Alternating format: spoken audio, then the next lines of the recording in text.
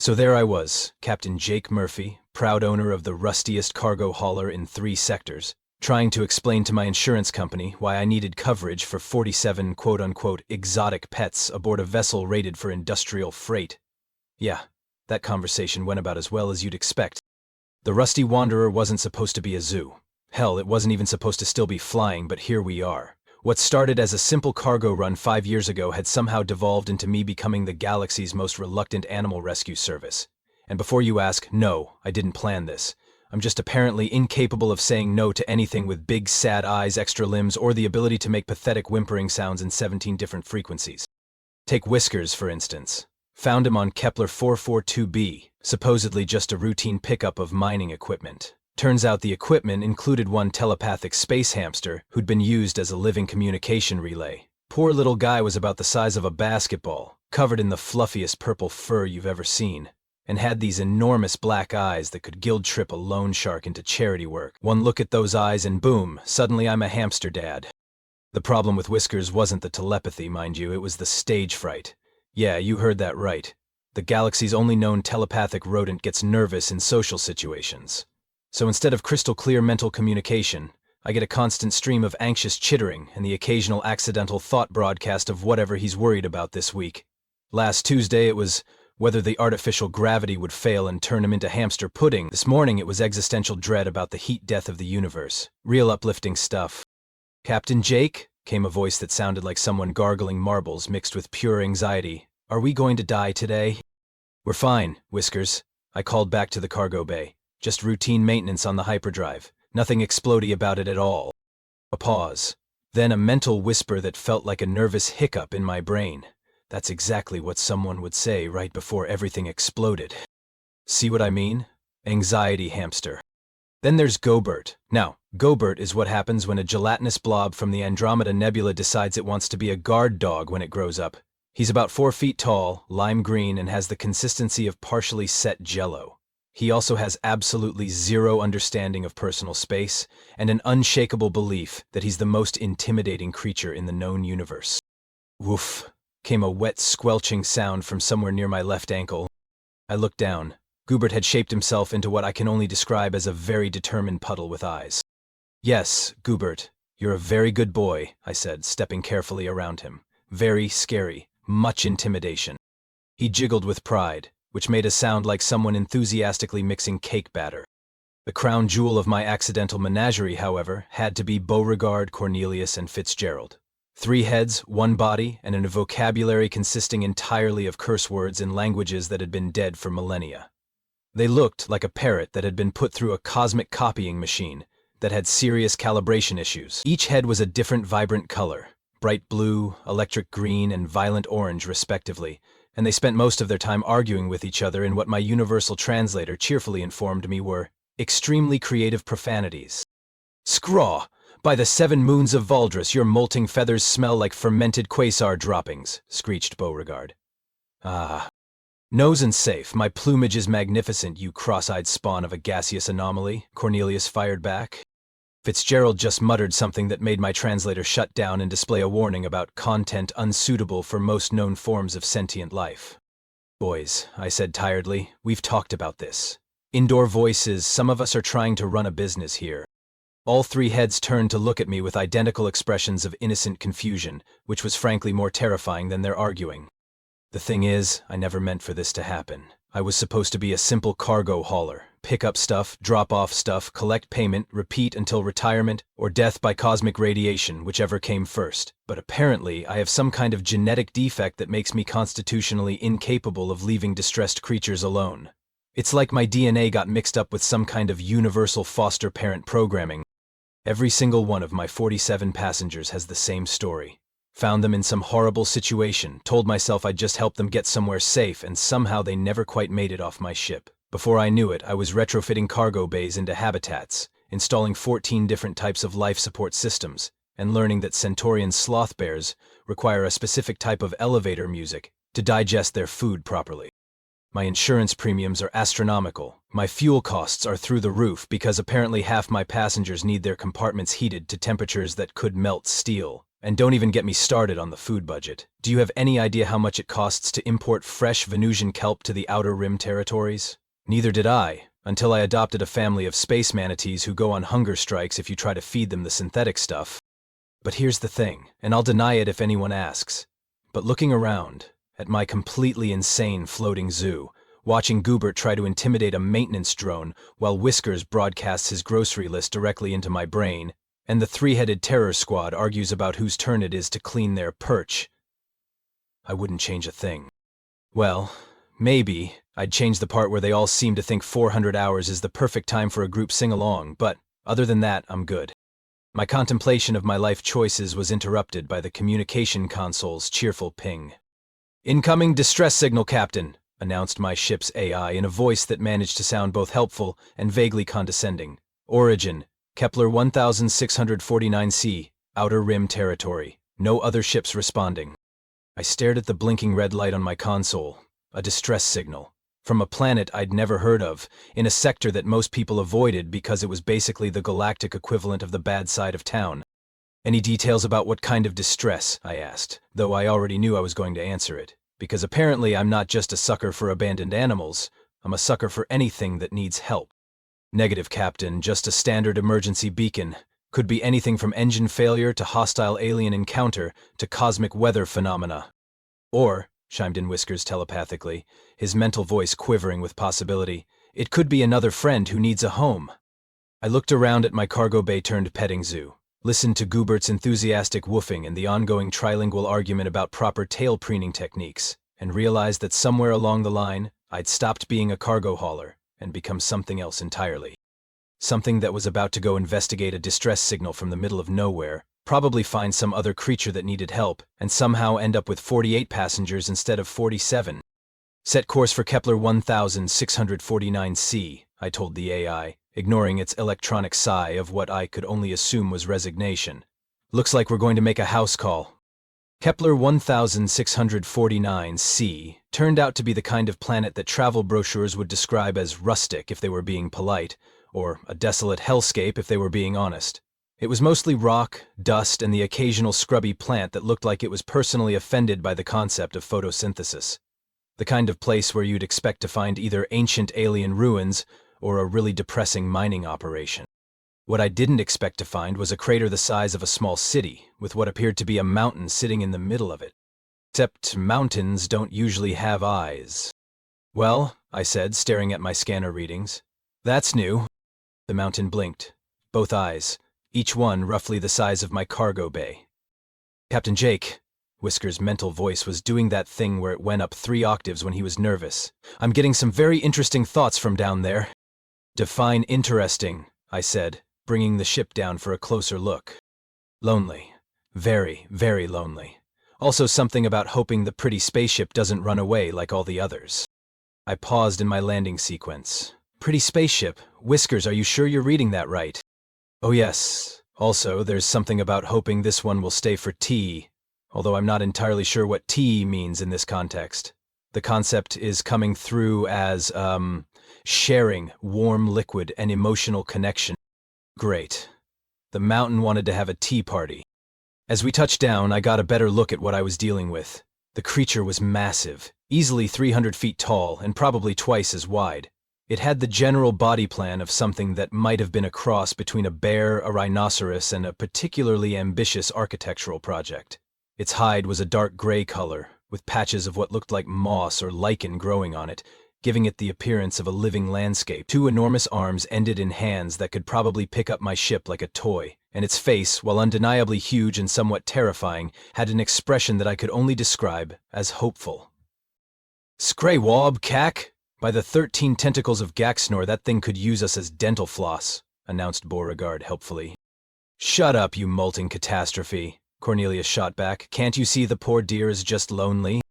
"How do you know it's lonely, you addled excuse for poultry?" Fitzgerald chimed in. "Body language, you color-blind buffoon. Look at the way it's sitting. That's textbook dejection posture. I hate it when the 3-headed argument machine makes sense." I grabbed my portable atmosphere generator and headed for the airlock. "Okay, everyone, standard procedure. Stay on the ship, don't touch anything that glows, and if this goes badly, Goobert, you're in charge." "Oof." Gobert's response somehow managed to convey both pride and confusion. The planet's atmosphere was breathable, if you didn't mind the slight taste of dust and despair. I walked across the rocky ground toward the creature, who was watching my approach with the kind of intense focus usually reserved for people watching their lottery numbers being drawn. Hello there, I called out when I was about 50 feet away. I'm Captain Jake Murphy. I got your distress signal. The creature's face lit up like a child on Christmas morning. When something that big gets excited, you feel it in your bones. You came. The voice was like a landslide having an emotional breakdown. Oh, wonderful tiny being, you actually came. I was starting to think perhaps my transmitter was broken, but here you are. Yeah, here I am, I said, trying not to wince at the volume. What seems to be the problem? The creature's expression immediately shifted to something that could only be described as embarrassed. Oh, well, you see, the problem is that I am very large and apparently quite frightening, and everyone who responds to my calls for companionship takes one look at me and leaves very quickly, often while screaming.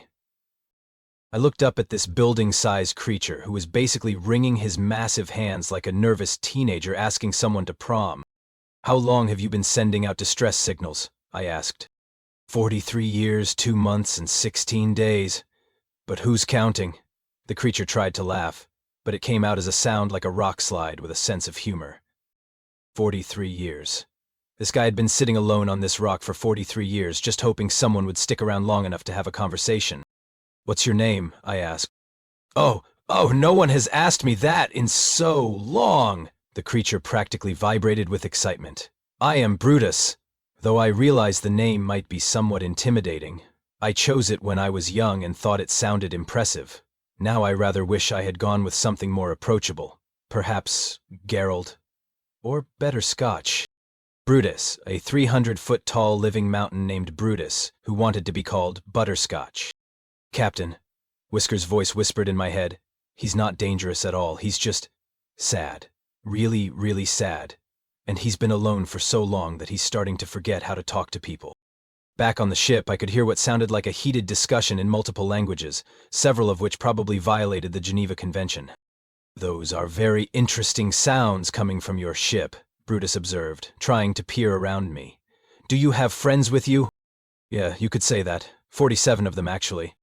Brutus's eyes went wide. 47 friends? Oh my! That's so many! I haven't had even one friend in quite some time. Are they all as nice as you? And there it was. That moment when I realized I was about to do something completely insane. Again.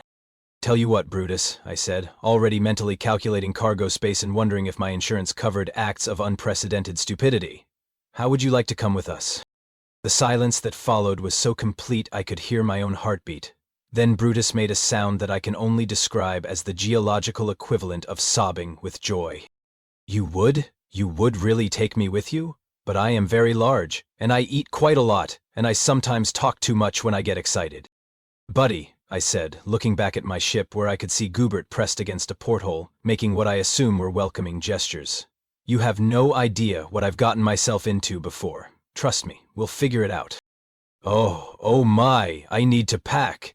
I have some very nice rocks and my collection of pretty crystals. Oh, and my backup transmitter in case we ever get suppressed. As Brutus scrambled around collecting his belongings with all the enthusiasm of a kid going to summer camp, I activated my comm system. Hey everyone, meet our new friend Brutus. He's going to be joining us. The response was immediate and predictably chaotic. Woof woof woof from Gubert, which I interpreted as approval. How big is he? From Whiskers, followed immediately by, oh my goodness, Captain, he's really quite large. And from the peanut gallery, Scrob has done it again, boys. At least this one has proper manners, added Cornelius approvingly. Still going to be a nightmare for the plumbing systems, Fitzgerald pointed out pragmatically. I watched Brutus carefully arranging his rock collection, humming what sounded like a geological version of a happy song, and realized that once again I'd somehow managed to find the one creature in the galaxy who needed help, and wouldn't take no for an answer. Even if that creature happened to be roughly the size of a city block, and would require me to completely rethink my understanding of passenger accommodations. This is going to be interesting, I muttered, and started working on the logistics of how exactly one transports a mountain who just wants to make friends. Turns out, fitting a 300-foot creature into a cargo hauler designed for industrial freight is roughly equivalent to trying to stuff a blue whale into a shoebox. Who knew? I stood there, staring at Brutus, who was eagerly showing me his rock collection, like a kid with baseball cards, while my brain tried to process the mathematical impossibility of what I'd just volunteered to do. "So, these are my favorites, Brutus," Brutus was saying, holding up what looked like a boulder the size of a small car. "This one sparkles when the twin suns hit it just right, and this one makes a lovely chiming sound when the wind blows through it."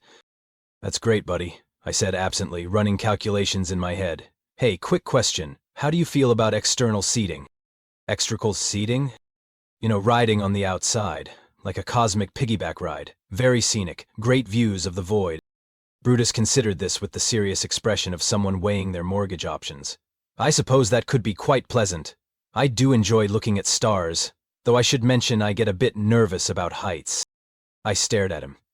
"Brutus, you're 300 feet tall." "Yes, but that's different. That's just being tall. Flying through space is being high up. Very different concepts." "Right, obviously." 20 minutes later, I was rigging up what could generously be called a harness system, and more accurately described as the galaxy's most expensive bungee cord setup. I'd connected every tow cable, cargo net, and emergency tether I had into something that looked like it had been designed by someone who'd heard the concept of engineering explained to them once at a party. "Captain," Whisker's voice was doing that nervous chittering thing again. "Are you sure this is structurally sound?" "Define sure," I muttered, testing a connection that looked about as trustworthy as a politician's campaign promises. "Woof woof."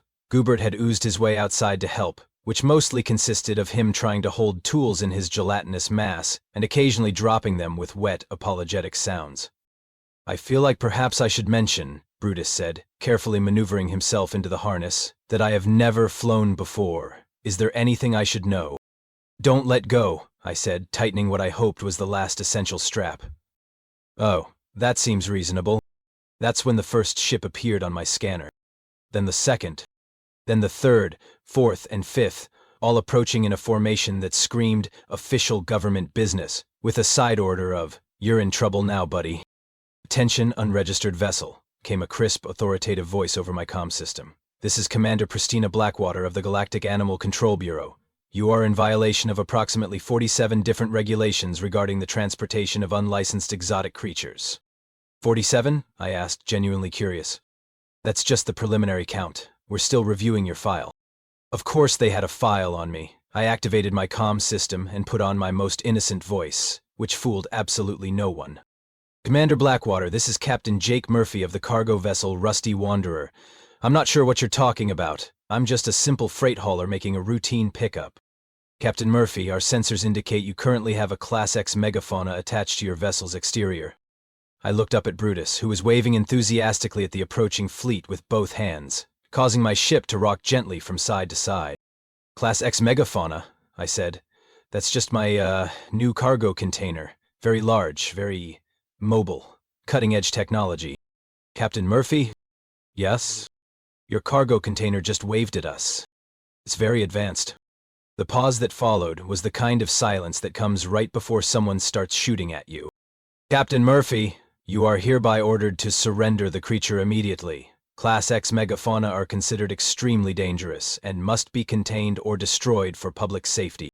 "Destroyed?" Brutus's voice shook the ground hard enough to rattle my fillings. "But I don't want to be destroyed. I haven't even had tea yet." "Commander," I said, switching to what I hoped was a reasonable tone, "the creature is completely harmless. He's just lonely. All he wants is some company and maybe someone to appreciate his rock collection." "Negative, Captain. All Class XX megafauna are classified as hostile by definition. Size correlation with destructive potential is well documented." "Well documented by who?" I demanded. "Have you actually talked to any of them?" "Captain Murphy, you have 30 seconds to release the creature or we will be forced to take action." I looked up at Brutus, who was now looking between me and the approaching ships with an expression of growing panic. "Captain Jake," he whispered, which still came out like a minor earthquake. "Are they going to hurt me?"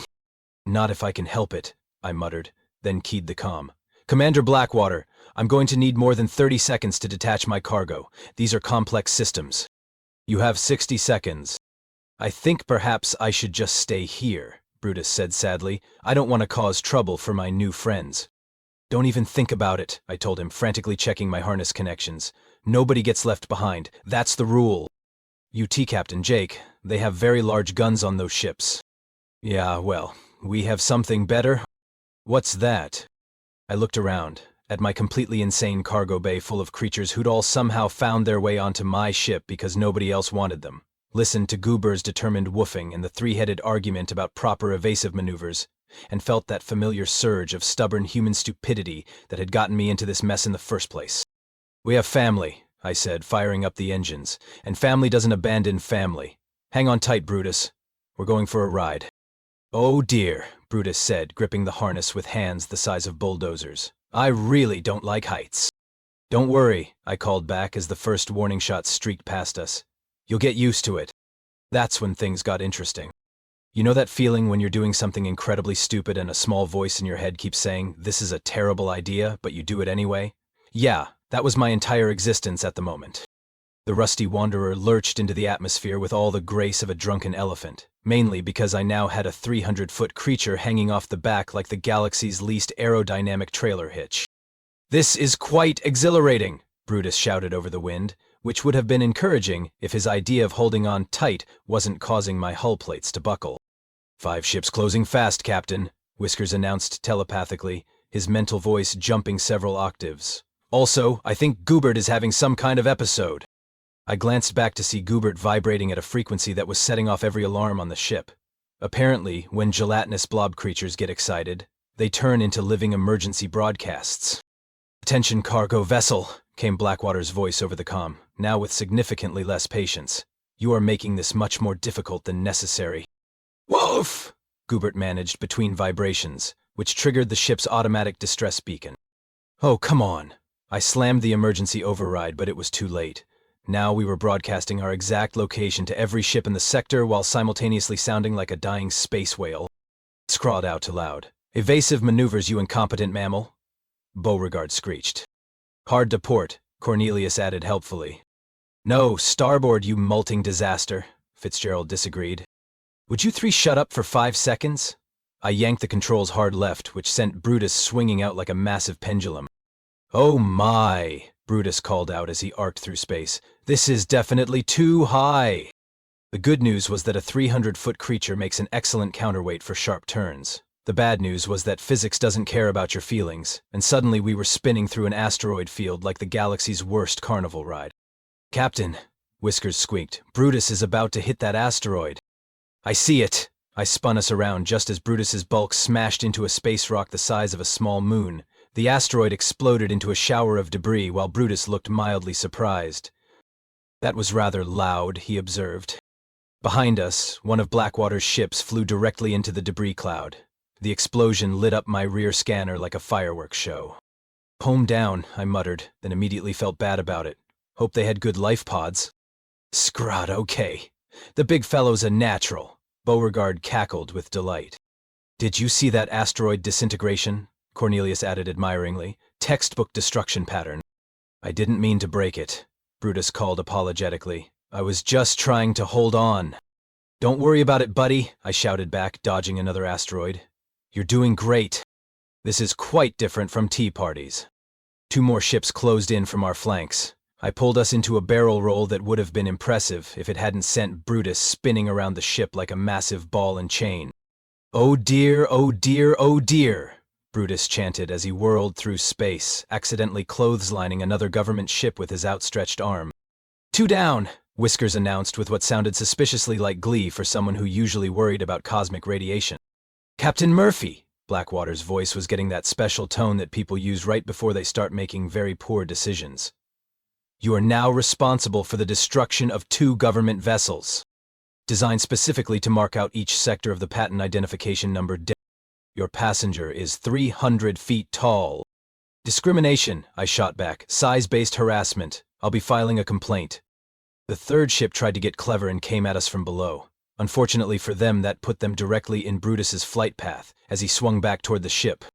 Oh, hello there, Brutus called cheerfully to the approaching vessel, waving with his free hand. The ship's pilot, apparently startled by being greeted by a giant creature in the middle of a high-speed chase, overcorrected and flew straight into another asteroid. 3 down, I announced. Anyone else feeling like this is going surprisingly well? Don't jinx it, Whiskers warned. That's when my improvised harness system decided it had experienced enough physics for one day. I heard the distinctive sound of several cables snapping simultaneously. Uh-oh, I said. Oh my, Brutus added as he began drifting away from the ship. I don't think this is supposed to happen. Hang on. I threw the ship into reverse, trying to catch up to my passenger who was now tumbling through space with all the dignity of a 300-foot pinwheel. I'm trying, Brutus called back, but there's nothing to hang on to. And that's when Commander Blackwater's remaining ships surrounded us, weapons charged and ready to turn my day from merely catastrophic to genuinely unpleasant. Surrender now, Captain Murphy. Blackwater's voice crackled over the comm with the satisfaction of someone who thinks they've won. Your creature is neutralized, and you're surrounded. I looked at my scanner. 4 ships in perfect formation, all with weapons locked on us.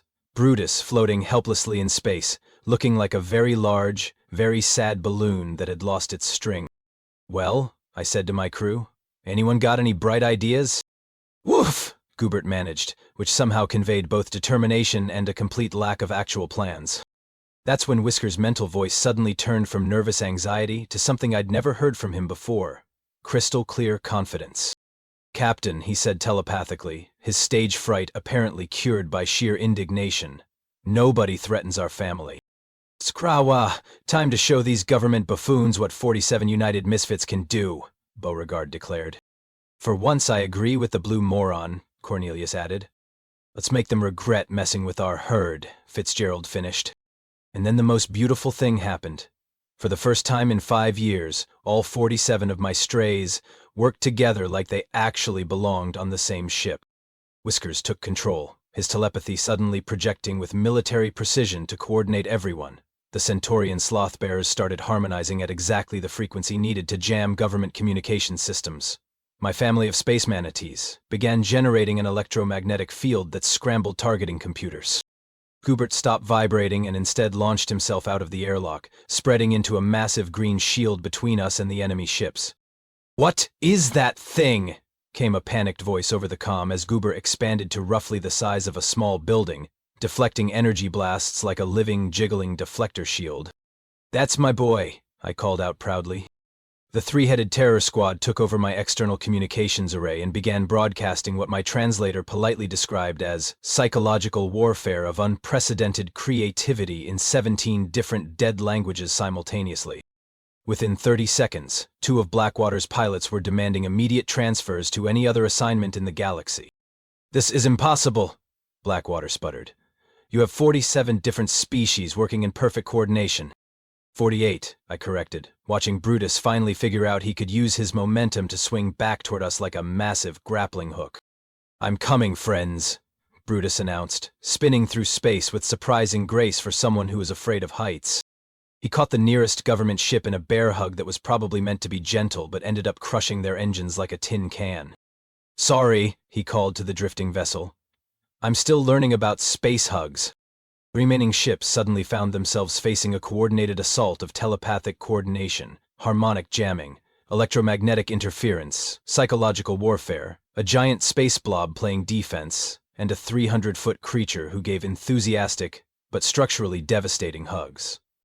This is Commander Blackwater, to all units, came the increasingly frantic voice over the comm. Retreat, full retreat. This is not a standard animal control situation.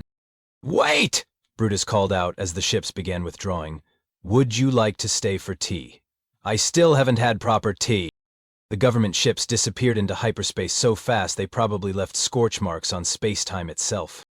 Well, I said, looking around at my crew who had just pulled off the most ridiculous victory in military history, that went better than expected. Oof, Goobert agreed, slowly contracting back to his normal size and oozing back through the airlock. Did we win? Whiskers asked, his mental voice back to its usual nervous tone now that the excitement was over. We won, I confirmed, watching Brutus carefully maneuver himself back into grabbing range of the ship. That was quite exciting, Brutus announced. Though I still think tea would be nice. 3 weeks later, I was sitting in my captain's chair, staring at a stack of official documents that had arrived via express courier that morning. Apparently, when you accidentally defeat a government fleet using nothing but the power of friendship and 47 extremely motivated rescue animals, Paperwork happens.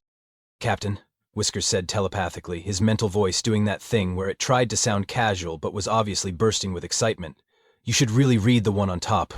I picked up the first document. It was signed by about 12 different officials I'd never heard of, and stamped with enough seals to choke a space whale. Official appointment, I read aloud. Captain Jake Murphy is hereby designated as a licensed Galactic Animal Rescue Operative, with full authorization to transport and care for any creature requiring assistance, regardless of size, species, or classification level. Keep reading, Whiskers urged. Monthly stipend provided for operational expenses including but not limited to food, medical care, and ship modifications, backdated 5 years to account for previous unlicensed rescue activities. I looked up from the paper. They're paying me. The government is actually paying me to do what I was already doing. Woof, Goobert added enthusiastically from his position near my feet, where he'd taken to acting as a living footstool. Scrab wow. About time those bureaucratic feather brains recognized your obvious qualifications, Beauregard announced. Though I still say we should have demanded hazard pay, Cornelius added pragmatically. And better health insurance, Fitzgerald chimed in. Do you know how hard it is to find a veterinarian who takes 3-headed patients? From outside the ship came a sound like a mountain clearing its throat. Captain Jake, the nice lady from the communications array, says we have another distress call. I walked to the observation deck where I could see Brutus, who had indeed become our external communications system by virtue of being large enough to carry a communication relay the size of a small building. He was currently wearing what appeared to be a custom-built headset that made him look like a very enthusiastic customer service representative. What kind of distress call? I asked. She says it's from Kepler 438b. Something about a creature that keeps accidentally setting things on fire and feels very bad about it. I sighed and looked around at my crew. Whiskers was already pulling up star charts with the efficiency of someone who'd done this many times before. Goobert was woofing encouragingly. The 3-headed argument squad was debating the merits of fire-resistant cargo bay modification. Well, I said, settling into my chair and inputting coordinates for yet another rescue mission. Looks like we're about to have passenger number 49. 49, Brutus asked excitedly. Oh, how wonderful. We'll need to plan a welcome party. I've been working on my tea service. Just make sure the teacups are fireproof this time, I called back. As the rusty wanderer turned toward our next destination, I realized something that should probably have bothered me more than it did. I'd somehow gone from being a simple cargo hauler to running the galaxy's most unofficial, most successful, and definitely most chaotic animal rescue operation. And honestly, I wouldn't change a thing. Incoming transmission, Captain, the ship's AI announced. It's Commander Blackwater. I groaned. What does she want now? Blackwater's face appeared on my screen, looking significantly less authoritative than the last time I'd seen her. Captain Murphy, I have a personal request. Go on. My daughter found a small creature on Rigel 7. It's been following her around for 3 weeks, and it appears to be some kind of sentient musical instrument that only plays sad songs. She's become rather attached. I stared at her. You want me to not rescue something? I want you to rescue it properly, with paperwork, and maybe some advice on feeding schedules. Commander Blackwater, are you asking me to help you adopt a pet? She straightened her uniform uncomfortably. I'm asking a licensed professional to assist with proper creature care protocols. I looked around at my floating zoo, listened to the cheerful chaos of 48 different species all somehow managing to coexist in the same cramped space, and felt that familiar surge of stubborn human satisfaction. We'll be there in 6 hours, I told her. And Blackwater, welcome to the family business. I'm going to like having 50 friends, Brutus announced happily as we jumped to hyperspace. This is much better than tea parties with rocks.